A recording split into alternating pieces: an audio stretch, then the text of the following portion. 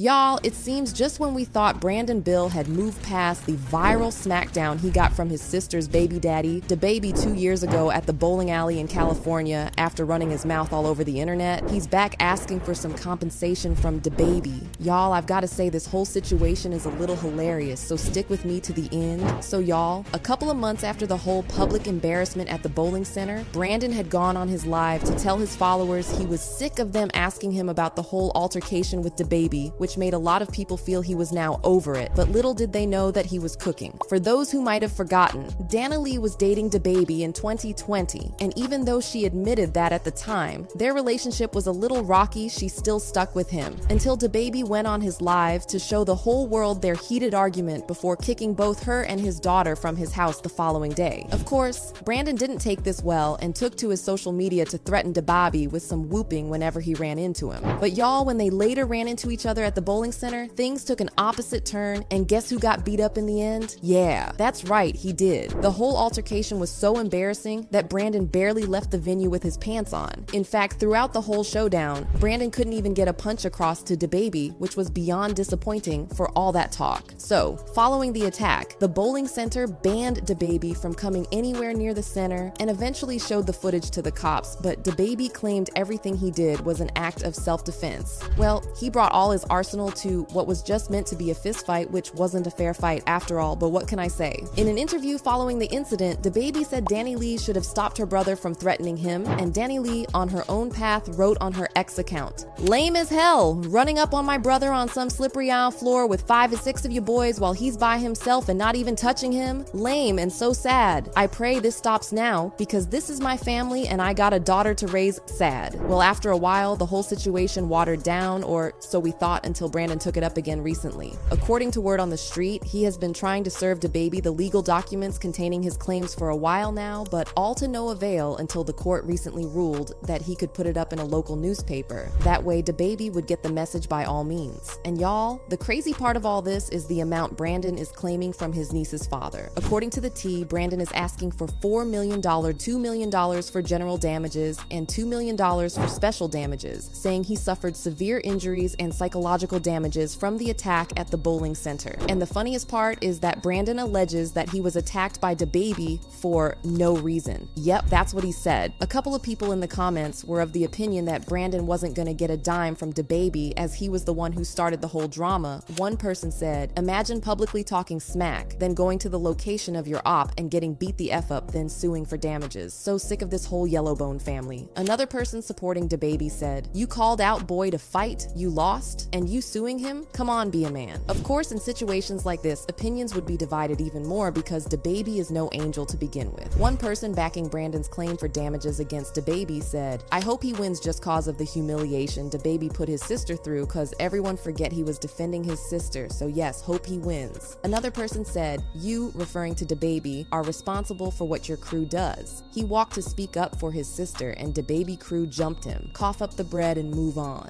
Well, y'all, I guess sometimes it's best to move in silence, especially when you don't have all it takes to execute half of your words. I mean, if you're gonna talk the talk, then be sure to walk the walk when it's time without snitching.